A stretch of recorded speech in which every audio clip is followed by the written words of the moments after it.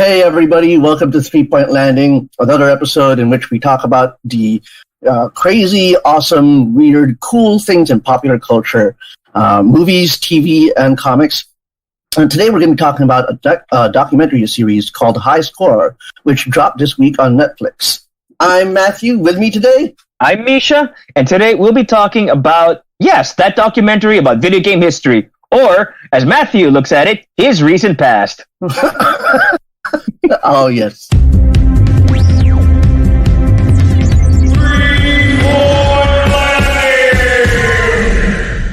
It's funny. It's funny you frame that way, actually, because I was reading some reviews about the documentary about High Score, and one of the things they said, one of their complaints was that they felt like this show was aimed at teenagers, and I don't know necessarily if I agree with that. I do think there's, it's something to be thought about, but his frame of reference was only teenagers would not know about this stuff, right? And that was his angle. Okay, for everyone just tuning in, Matthew is talking about High Score, a 6-episode documentary on Netflix looking back at the last 40 years of video game development. Each episode is broken up into different genres, and I think what Matthew's going for here is that a lot of the stuff that's covered is not exactly new information. Mm-hmm. Is that right? I mean, that is the accusation. It's not so much new information, but rather the framing of the whole thing, as is accused by one writer, is that it's supposed to be so revelatory when actually it is something that only teenagers would not know, or only younger people would not know. And I don't agree with that, actually. I don't agree. Yeah. Because, if you could make a documentary called The 90s, like a 6-hour documentary about the 90s, and that was only 30 years ago at this point, who's to say we're not allowed to make a documentary about the development of video games that happened 40, 50 years ago? Come on. And just because it's something that some people take to heart doesn't necessarily hold true for the majority of people who might be watching.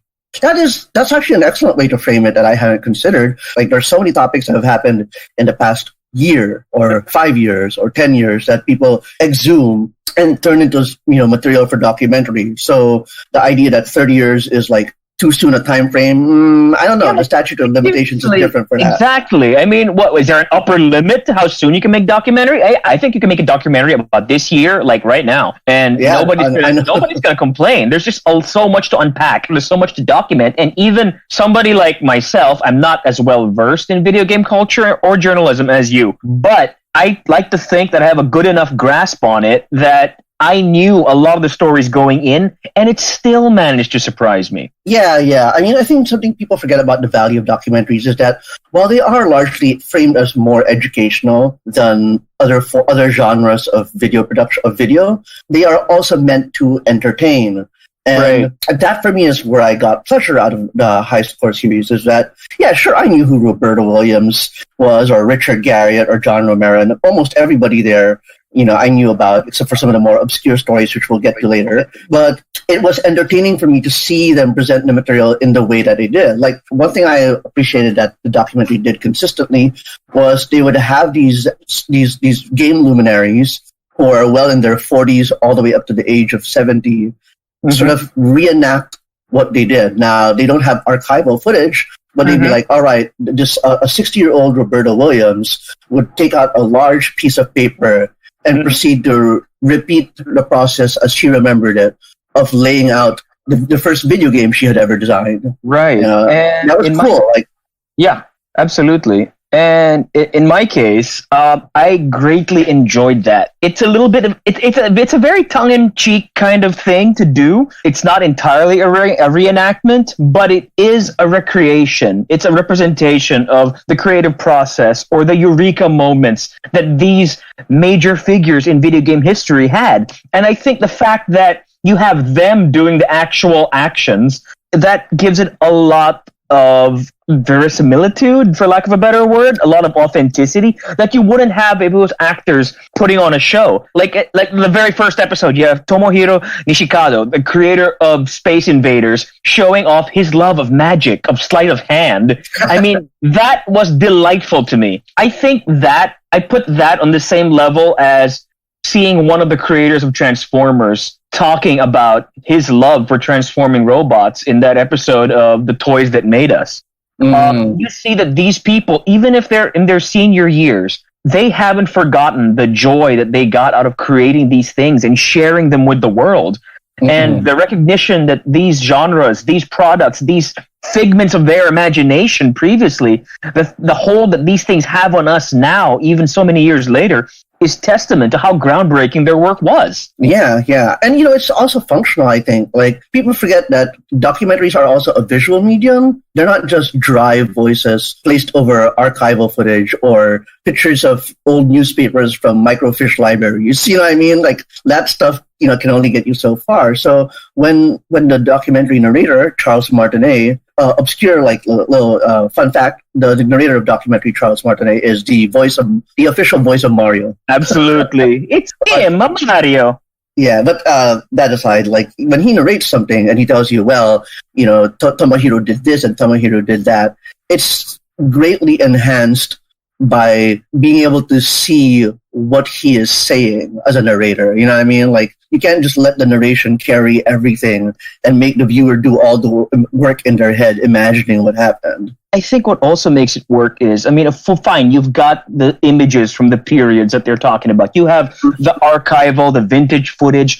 But what really, really makes it for me is that the producers, the production company behind it, Great Big Story, they took the time, effort, and money to seek these people out. They're not just reading out of some dusty old textbook. They're getting the story right from the horse's mouth. And I think it's incredible. Look, this is not the first video game documentary ever produced. Far from it. But I think, for the most part, this is the most accessible one that I've seen in years.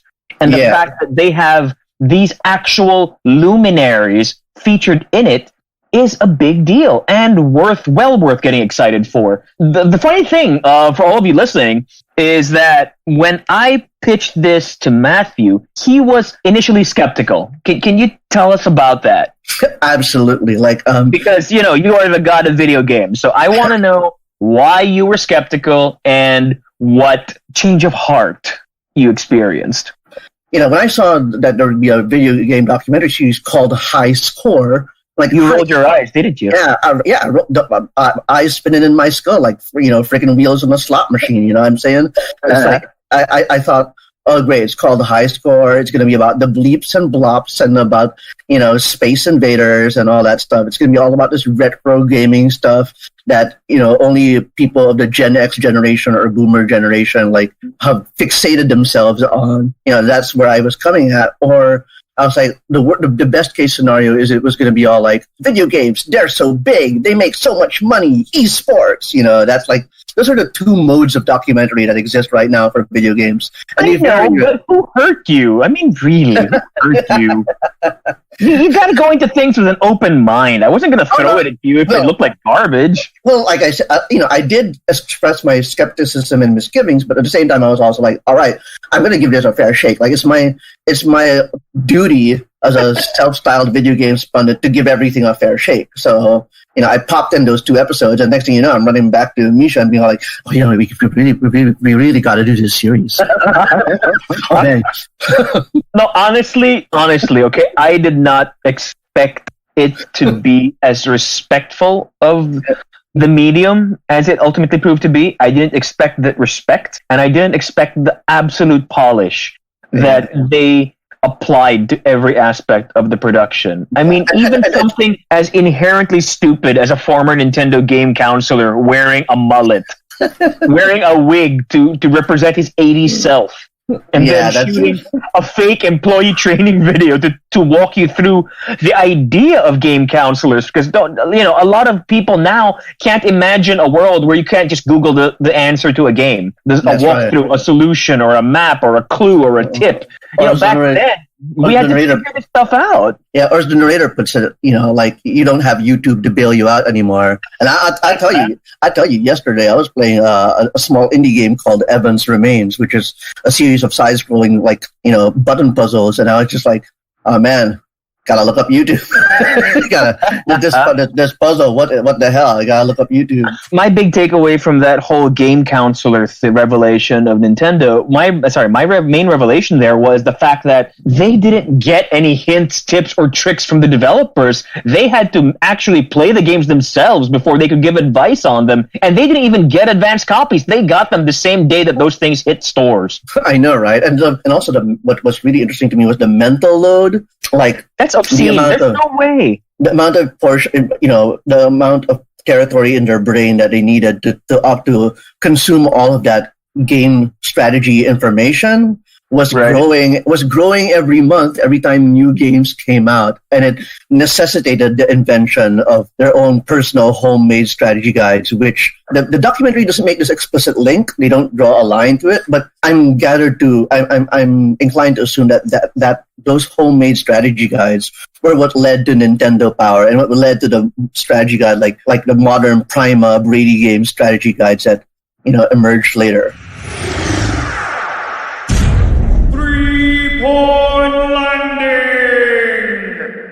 Going back to the first episode, I really liked, actually through all the episodes, I enjoyed the glimpses into the creative processes of the different developers. Yeah. Some of them were just regular guys doing a job. Some of them were just passionate artists. Some of them were just people who stumbled into it completely by accident. But all of them had a great story to tell. And I love that the documentaries, each episode takes the time to show them. Something that was a little bit odd for me, though, was they took the time to talk about how the NES, the NES, I know it pisses you off when I say NES, that the NES deliberately Americanized for the Western market, right? Yeah. They took the time to show that.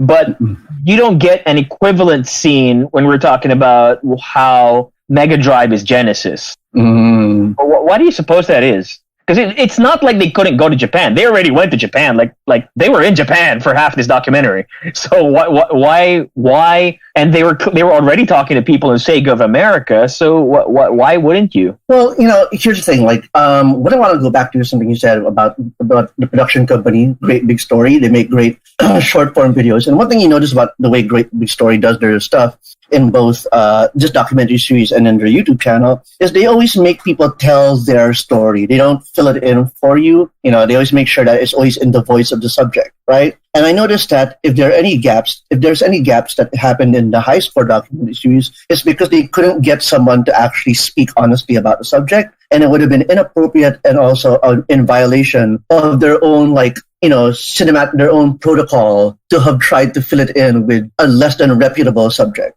For my part, what I was thinking was maybe there just wasn't that good a story behind it. Maybe that. Maybe that was it, because I'm pretty sure if there was one, they would have found a way. Well, maybe, okay, so for one thing, I don't have as much insight into the history of consoles as, as most other, some of my peers, but I'm inclined to think that they just couldn't find an expert. So, for example, one thing that disappointed me in episode 6, which was about first-person shooters, is that they got John Romero to talk about how he and his friends made Doom, and that was cool. I know the story back and forth. It's chronicled in David Kushner's book Masters of Doom. Excellent book. But one notable oversight was the absence of John Carmack from the game. Yes.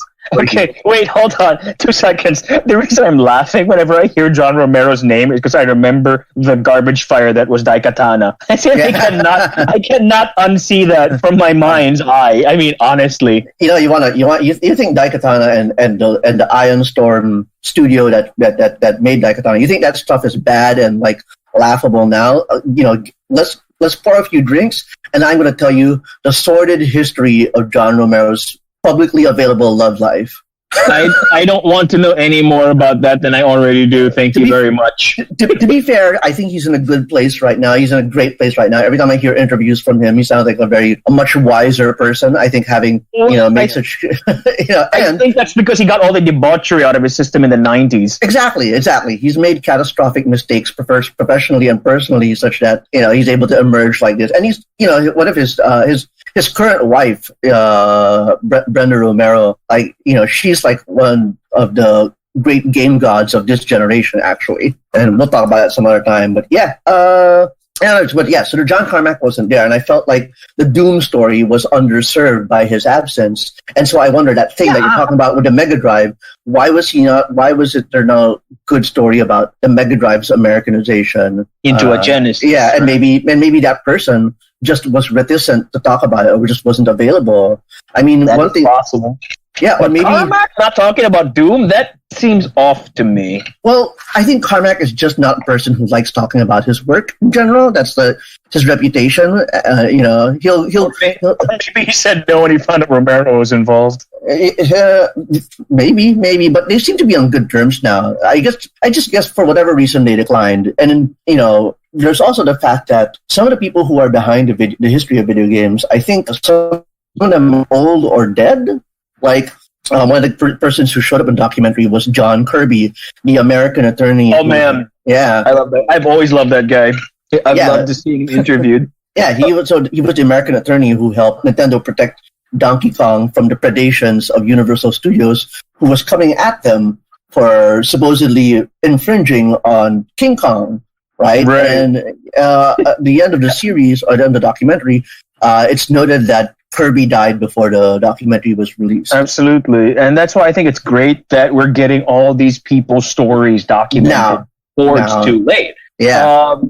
That's something like, do you remember when DVDs, Blu-rays were a big deal? Now there's rumors that Disney is actually going to stop making physical media. And that's really sad for me, because their physical media as of late doesn't even hold a candle to the stuff they were doing 10 years ago on DVDs, as far as supplemental material, as far as documentaries. Or VHS, actually. And I wouldn't go that far. But the thing is, I remember when it was like the 30th anniversary of James Bond, for instance, the DVDs that came out at that time, they spent a ton of money to interview everybody who was still alive to get their stories on film before it was too late. So now you can look back on those DVDs. They're 20 years old. You can find the documentaries on YouTube. They're an incredible treasure trove of facts from the people who lived them, because you just can't get that same kind of a feel reading a Wikipedia page. That's why, and something we've discussed, you and I, in the past, something we've discussed before is that the video game industry, by definition, is notoriously horrible at documenting itself. And also secretive, so that's like a double whammy there. I mean, that's exactly why. It's because they're secretive, that they don't want their opponents to get a leg up on them. They don't want,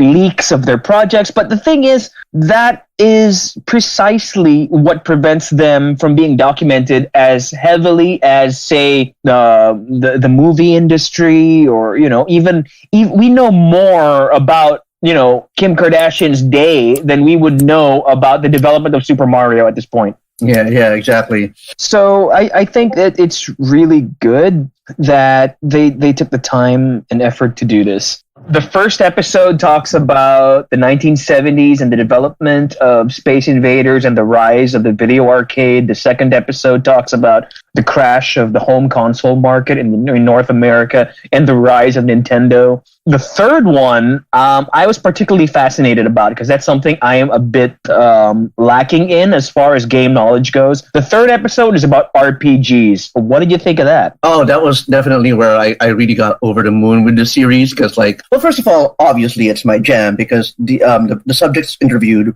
Roberto Williams, creator of King's Quest and co-founder of Sierra Online, and Richard Garriott, Lord British, creator of Ultima. Like, these are people legendary names.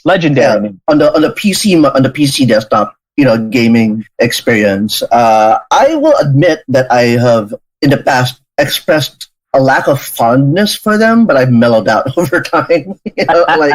No, don't get me wrong. I agree with you on that note. They've done and said things that I am not particularly a fan of or in support of over the years. But I will admit, hearing them talk about their early days, it's like they got this like sense of wonder in them that you doesn't always come across in their other interviews. Yeah, for the purposes of this episode, we are absolutely not going to litigate the controversies or histories of Richard Garriott and Roberto Williams, but I thought it was cool to see that stuff. And I think what one thing that the documentary series also did that was super cool was the pixel animation sequences. Now, first of all, disclaimer: I am usually ready to cringe when I see somebody try to do pixel animation stuff for two reasons. One, I feel like it feels trite. It feels like when they do it, it's like, oh yeah, sure, you're trying to be cute, whatever. And number two, and there's a little bit less important of a concern, which is sometimes I think they're inauthentic in the sense that they'll try to do the pixel aesthetic, but I'll be a big old nerd and go like, clearly you're going for the 256 color 320 by 200 look, but those colors were not represented in the palette. You have made it inaccurate, good sir. But yeah, I thought those sequences were cool because they took some of the wackier parts of the stories and then animated that. And if you pay attention, like every time the pixel thing is going to come up, something funny or something wild is going to happen in the story. Oh yeah, and I think also what made those sequences fun, representing the anecdotes as pixel art, they would try and tailor the genre of the game that they were aping. They would try and tailor the style or the genre of the game with the anecdote being told. Like when Kirby was talking about how he argued in front of a judge that Donkey Kong was not a ripoff of King Kong because everybody in Japan just refers to a giant ape as Kong by default. It became Phoenix Wright, Ace Attorney, and I was just laughing my head off. I was like, oh my god, I see what you did there. Yeah, that was cool. And I noticed also like the what's his name? Sean Bloom, the guy who was one of the Nintendo game counselors. He arrives onto the Nintendo campus in Seattle. He arrives there like Paperboy. Paperboy style, like crashing right through the door. And I was just like, oh yeah, okay. I hate that game, by the way. I hate that game, but for the purposes of illustrating an anecdote from 30, 40 years ago, it was brilliant. You can tell that the people who made this clearly have a lot of affection for the story that they're trying to tell, which goes back to what you said earlier. I think that you said in our discussion today that we're not looking to litigate the past sins of any of the participants. And I think that the documentary makers had that same thought in mind. They're not looking to disparage. They're not looking to embarrass, to humiliate. They just want to. What I got was a sense of them wanting to celebrate video games in all its weird wackiness. And I can't even believe that video games are 50 years old now. I cannot wrap my head around that because I remember growing up, with a family computer, and that just blew my mind. And to know that, there's just this much history that's passed, and even the history that came before, it's just wonderful to be seeing it presented in this manner, in a way that isn't derogatory to gamers or to game culture. Yeah.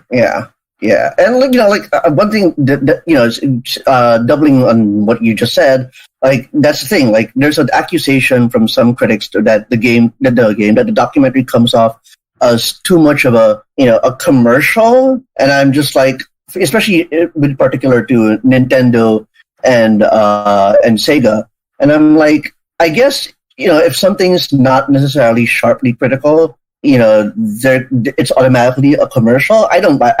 I don't buy that. I just think that maybe that wasn't the story they were trying to tell. Honestly. Yeah, I think it could afford to be more critical in some instances. Like, maybe a conversation could be had about, some of the mass firings that happened at Sierra Online towards the last of its days, or maybe we could talk about, crunch and developer rights in Atari, because the people who worked at Atari who made games, they received a flat salary and they were not compensated for their work, regardless of whether a game made millions or not. And in fact, there was a small period of time when Atari wouldn't even give credits. Some of their first cartridges, like they would just say, by Atari, and like if you were the programmer, you received no credit. And one of the first Easter eggs in video game history was a guy who created. It was a secret room that had his name on it. I think, I agree with you, because, you could even throw 8 million things about EA there if you wanted to get technical about things that they could have been critical about. But again, I don't think, number one, you would have been able to get the creators to sit down and be as candid as they were. Yeah. If you're going to talk about the dirt. I think by placing this documentary firmly on the birth or on the creation of some of our favorite gaming experiences. It doesn't deny the crap that came afterward or during, but at least we get to hear them talk in a way that we otherwise might not have. Well, this is something, I think there's something about that is about, like, the way I see it is that it wasn't the space for it. Okay, so there's a thing that people talk about on my side of Twitter, the lefty side of Twitter, which is that you can talk about like things that are important, issues that need to be criticized, but if you're going to do it, you need to be able to devote the time to interrogate it, right? And with only 6 50-minute long episodes, trying to squeeze in like some kind of sharp criticism of any of these figures would taint the story that you're trying to tell. Yeah, and do the critical story injustice, because there's no way you'd have room to tell all of it. You know what I mean? So if you want to do like, oh, it was shitty to work on Sierra in the late 90s, then that's its own documentary series. Yeah, that's its own documentary series, and it would be an injustice to try to smuggle it in there and then leave people just kind of like hanging with less than the optimum number of facts and information and testimonies that you could have. But as far as telling a story of where your favorite games began or where your favorite genres originated, I think this documentary series does that extraordinarily well. Honestly. And if you want to hear about the dirt, there's other documentaries you could watch, but I promise you that they're not as well made or they're not as entertaining. This is about a pure love of video games. And honestly, this is the video game equivalent of the toys that made us. And I mean that in the best possible way. Yeah. 3-point landing. There's another thing I appreciated that gave me something new to like look at and talk about is they actually also spent a few episodes telling the stories of people who may not necessarily have been seen as important in gaming history, or rather big deal in gaming history, but were underrepresented in the way we tell the story of video gaming. And I know what you're talking about. Yeah. So we're talking about Jerry Lawson, a black electronics engineer who invented the cartridge-based home console. We're talking about Gordon Bellamy, an EA employee who worked on the Madden franchise during its later years and helped to increase black representation in that game in a sport that has always had many black people. And they also talked about Ryan Best, an obscure game designer who made a sort of parody of another game called Gay Blade, to express his frustrations about what was going on in the 80s about, homosexuality and the issues that they faced, that the queer community faced. I think that's what I meant at the beginning when I said that this series goes into a lot of stories that I'd never heard personally. Like, talking about Jerry Lawson, before Jerry Lawson invented the cartridge, which everybody ripped off afterward, Atari, Nintendo, you name it. Before Jerry Lawson created the cartridge, buying a console meant that was the one game that was on it. That was it. That's all you had. You didn't have a choice. So you bought a Pong console. You didn't buy an Atari console to play Pong. You bought a Pong console. And what Jerry Lawson did was he just revolutionized everything. I mean, did you see that vintage ads that they were showing where Atari was bragging that we have 20 different games? Yeah, I know, right? I have an old ColecoVision that's all like, when you buy a ColecoVision, you're opening to a world of this many games. Good God. I also love that particular aspect of the vintage footage. Don't get me wrong. It's fun seeing old home videos and old news footage talking about video games like it's the weirdest thing on earth. I especially love seeing their marketing and their advertising from the days. And the episode about the Sega Nintendo wars of the early 90s, that just took me back with their ads where Sega just made fun of Nintendo mercilessly. That was just hilarious because you could never get away with that now. I genuinely appreciated that section, actually, because even though it's not new news, the depth which it explored Sega's strategy was very, very interesting and entertainingly presented to me. And I thought, when I look at it now, I'm like, oh, wow.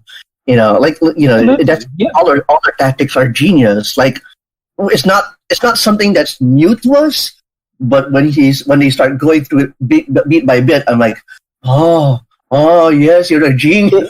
No, I also on that note, yes, we know these stories. Yes, we know the tactics that Sega used to win the console war back in the day. But what I didn't know and what I liked from this documentary is that they took the time to show those aspects or those strategies and how they affected the ordinary everyday gamer. Yeah, that was great. Yeah, it's a nice collection of differentiation points. Going over point by point Sega strategy to beat Nintendo, and then running it side by side with, Sega's world champion video game tournament, at the same time, and then contrasting that with the Nintendo world champion tournament from just 10 years before that point. I was like, wow, the people who wrote this really know what they were doing. They really knew what they were doing.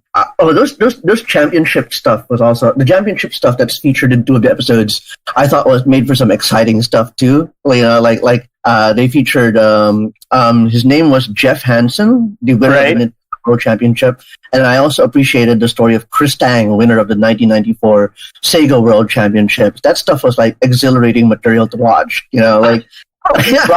Rock the rock with MTV and Sega. I know, right? Super 90s. Super 90s. Hosted by Casey Fuentes. Oh my god, it was so 90s.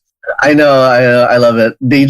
And did you hear the air horn they blew in the middle of that tournament? And it was like, it was kind of sad. That was a fail of an air horn. Yeah, I was like, that air horn's fired. The next episode is something that I recall vividly because it hit when I was like 11 or 12. This is when the U.S. Senate went after video games for being too violent or too gory. I was just endlessly entertained because I honestly remember my parents having those discussions with us about what games they would let us play or whether or not they were too violent or whether they were appropriate. And I remember that just made me want to play them more. The more that Time Magazine said these games were violent, the more I had to play them. Well, clearly at least you had parenting in your life. No, but seriously, I remember these discussions with my friends. We'd have like, you got to get Mortal Kombat on the Sega because it's got the blood, not like that Super Nintendo one where it's green. Oh, that's right. No, is it green? When you in Nintendo, when you punch each other, like green stuff comes out. I thought it was sweat. Oh no, wait. I think Nintendo went with sweat, and then Sega went with green, but there was a code to make it blood. Nintendo did not have the code. Oh God, yeah. I hope I got that right because I know somebody's going to crucify me for it. Just like how Wolfenstein, I think Nintendo's Wolfenstein, they removed the dogs. Yeah, because I can't shoot a dog. But clearly, it's an evil Nazi dog trying to eat my face. But Oh, you should play Wolfenstein: The New Order and Wolfenstein: The New Colossus. Those 2 games from 2014 and 2016. They're great. You get to kill Nazi dogs with cybernetic enhancements. I'm halfway through. The first one. I have not touched the second one yet. I'm playing it on Switch, actually. Oh, nice. Just again, a console you would never imagine such games being played on because it's Nintendo. Or maybe that's just me because I grew up in an age where Nintendo meant family friendly. Misha, when you have kids, one day they'll be playing the most violent, profane video game on a Nintendo console, and you'll have your hands on your hips, and you'll be saying, "Back in my day, that's not Nintendo."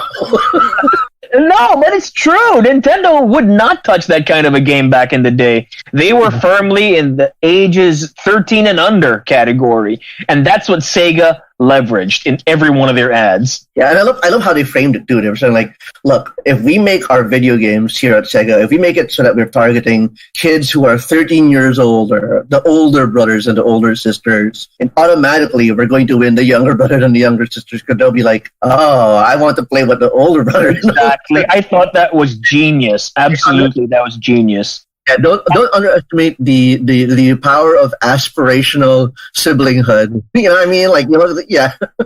It was just wow. And they were showing like clips from old Senate hearings. The United States Senate actually took it upon themselves to question whether or not they should institute a rating system on video games. And I remember reading about that in Time magazine. Because my father, my brother and I were super into video games at the time, he actually took the time to photocopy Time magazine at his office, and he gave me that cover story about how far is too far when it came to video games. It talked about all the stuff in this documentary: Night Trap, Mortal Kombat, Street Fighter. And I'm watching this, and I'm like, I know exactly what they're talking about. I think what's hilarious was that before they even, during the congressional hearings, like when people mention violent video games, they mention like Mortal Kombat. All right, yeah, the best-selling bloody fighting game of all time. And Wolfenstein 3D comes up, it's like, the best-selling first-person murder fest of all time. And then Night Trap comes up, and people are like, no one heard of this game until today.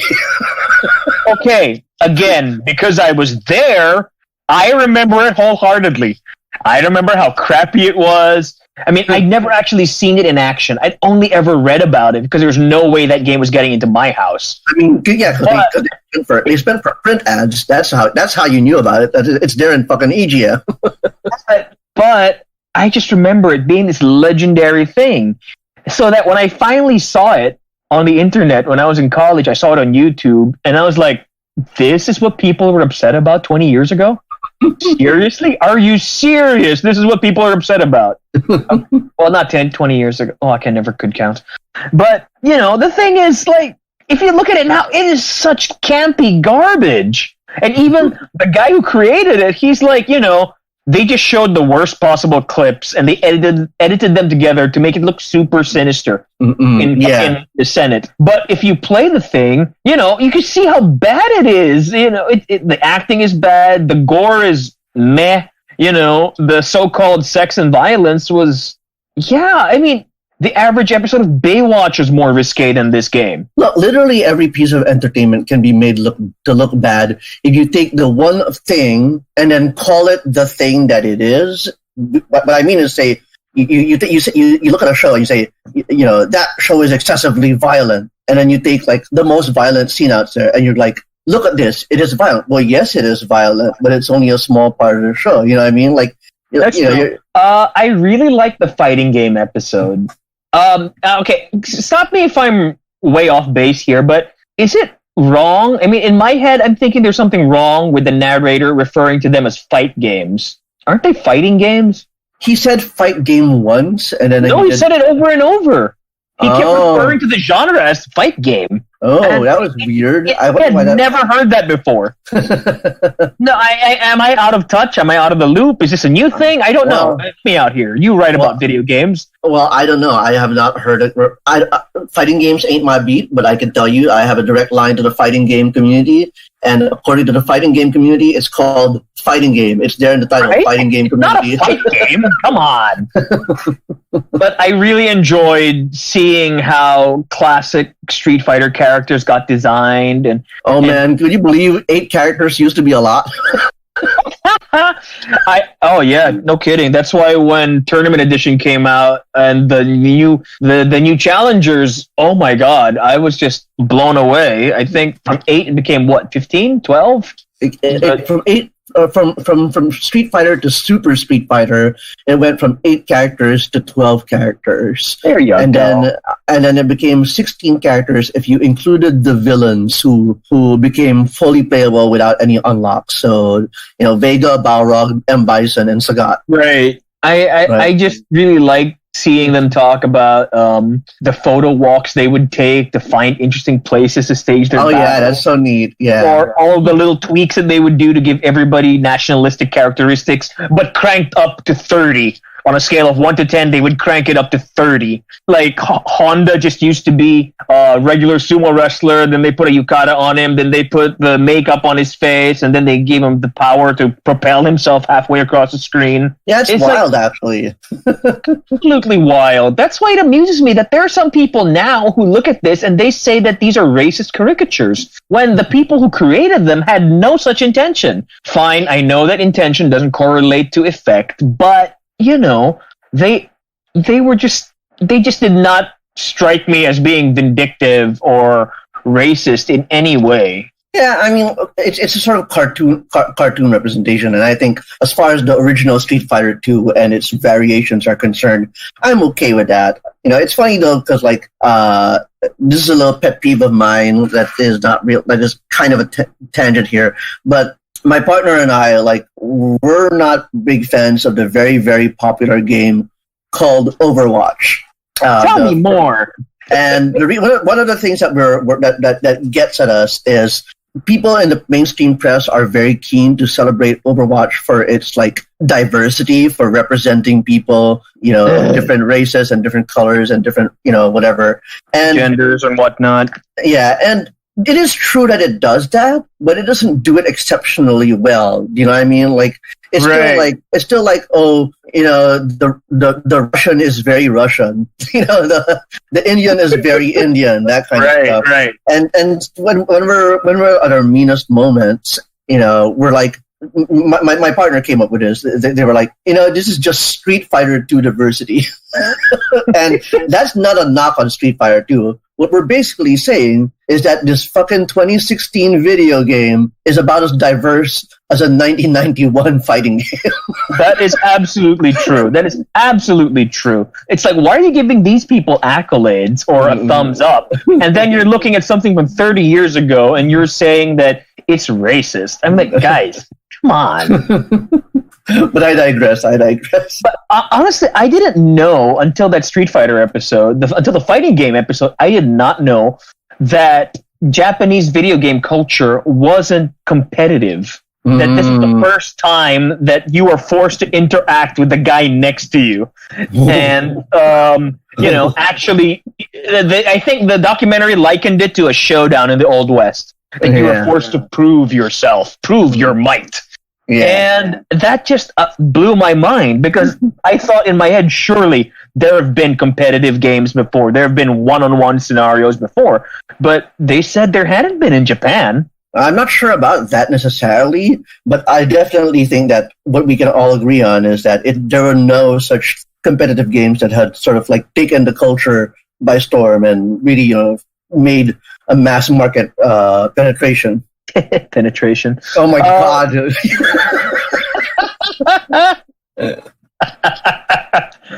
Oh my goodness. I'm gonna message your girlfriend. Is that cool? She's so much cooler than I or you, and she will just roll her eyes and she'll be like, "Oh, children." She'd be absolutely justified though in this case, I think. But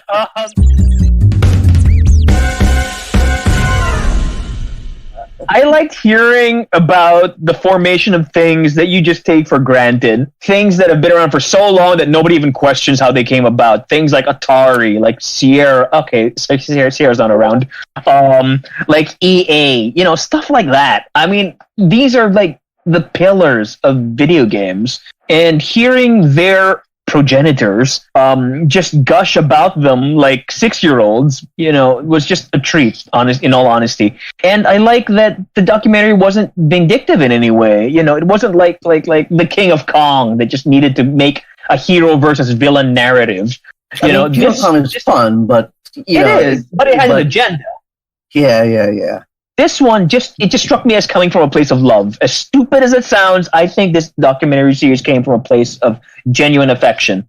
What excites me also about the series is I think to some extent it's also kind of a pitch, because there are 6 episodes and I think they do a great job at plumbing all these topics that if this series were never to be revisited again, it's still something to look back and be proud of. But I also felt like there was a bit of a pitch behind it in the sense that absolutely, that they were going all right, in the following seasons, we would like to explore these topics. Like they talked about, because the ending felt a little abrupt for the season finale. Yeah. So they're talking about, for example, players who might want to modify their games, players who want to take their excitement outside. I think some of the topics they might be looking at would be cosplay culture, competitive culture, the modding scene, people who take games and sort of fix them or repair them or add to them or create new content for them, all sorts of avenues that are more user faced. And it'll be great if they explore that. but it will also be a shame if they don't take a second season or third season as an opportunity to like really look at some of the other things that we talked about, like the dramas and stuff. I think it's similar to the Toys That Made Us in that respect. I mean, absolutely what you said there, that they try and covered the basics, right? Mm-hmm. Stuff that you gotta cover. So in the case of the Toys That Made Us, there was Star Wars, Barbie, He-Man, G.I. Joe. That if they never got a second season, they would have been good. And in this show, you got the rise of the video game, arcade culture, home consoles, Nintendo, Sega, fighting games, controversy, first-person shooters, RPGs. Okay, if we never get another season, that's okay, but that's good because at least we got to say something about something we're clearly passionate about. But I agree that there's so much they can do for a second, third, fourth, even a fifth, as long as they want to, as many seasons they want to make. Like, for me personally, like, my arcade experience wasn't Space Invaders. It wasn't Pac-Man. It wasn't Donkey Kong. My arcade experience was stuff like Time Crisis, Street Fighter, There's so much to be said. There's so many other kinds of games that they could still explore. So I am not going to be surprised if, based on the good reviews and the good reactions that this show has been getting, that they will get at least one more season. Yeah, absolutely. And, maybe, if they're lucky, they'll also talk about stuff that is more pertinent to the present day gaming industry. And I don't mean issues. I just mean like the art of making games, because that's clearly what the focus of this documentary series is about. Absolutely. The art of making games. And that's where I was hesitant about the series, was that, like, it's still good in talking about retro stuff, but I feel like not enough work has been done in the documentary space to explore how video games are made today, in this decade, in this century. Like, because how video games are made today are so weird and crazy and compelling and, like, magnified that, I really wish more people understood how that goes. If they're interested, I think the first point of reference we can look at is a documentary that's also available on Netflix. It's called Playing Hard. It was directed by I think it was a French-Canadian filmmaker who was concerned about not concerned, because he noticed a lot of people were moving into his neighborhood of Montreal, and they were all working on a big video game for Ubisoft called For Honor. Mm-hmm. And that documentary explores sort of like the emotional toll that making a big AAA ass video game has on like its creative director. And I'm like, oh, let's do more of that. Let's talk about this. Absolutely. That's something that I'm definitely interested in, because that's where the video game industry now seems to be putting all of its cards, the AAA titles that sell consoles. Yeah. That could definitely be an episode moving forward. They could even do an episode about the implosion of Sega with the Dreamcast and the Sega Saturn. They can do an episode about the experiential arcade games that I mentioned earlier, like Time Crisis, or even the stuff, they became glorified theme parks already to some degree, even as arcade culture in America died down. Yeah. So there's still so much to uncover, to unpack, and I'm looking forward to it. Yeah, and I want to close this show out with like some recommendations as well. So if you guys enjoyed our conversation about High Score, and if you also enjoyed the documentary series itself, there's lots of resources out there for free about video game history that are excellent watches. I encourage you all to check out No Clip, a documentary series run by Danny O'Dwyer, formerly of GameSpot fame, where he talks to developers from all around the world and sort of gets like the process of how to make games. They always have these one big documentary things like about games like Dishonored and the Telltale Studios and all that stuff. Like, it's great stuff. They could do an adventure. They could do an adventure game episode and talk about stuff like Monkey Island. I'm sorry. I'm just genuinely excited for more episodes of this. I get it. Yeah. Other stuff you should check out is Cloth Map. It is a series about this guy who travels the world. He goes to Brazil, he goes to Turkey, and he sort of like explores the communities of gamers in different countries. And it's actually weird trivia Easter egg. It's run by the guy who is the blinking guy meme. I did not know that. And he's the guy who goes, he does well, you can't see it on the podcast, but It's okay. They all know what you're talking about. Yeah, and there's also Gaming Historian, the one that you recommended to me, Misha, Gaming Historian. Lots of good stuff. I won't cut out the rest of the episode talking about every. There's another one. There's Stop Skeletons from Fighting. That is a good, fun one. Oh, I'll check that one out. I've never heard that one before. But we'll put a bunch of recommendations on the week that this episode drops. Wait, hold on. Stop Skeletons from Fighting, right? They have, I think, a monthly segment. It's called, I think it's called Punching Weight or something like that. It's about consoles that are playing games that, by definition, should not be playable on those consoles. Oh, wow. It's amazing. All right, I'll check that out. But yeah, and I guess that's an episode. Yeah. Thanks for listening to us today. Absolutely. We had fun. You guys should check out High Score on Netflix. Let us know what you think about it, and maybe share some of your video game memories in the comments. Yeah, this has been another episode of 3 Point Landing, a Big Baby Studios production. And we are your hosts. I'm Misha. I'm Matthew. We'll see you next week. Hooray!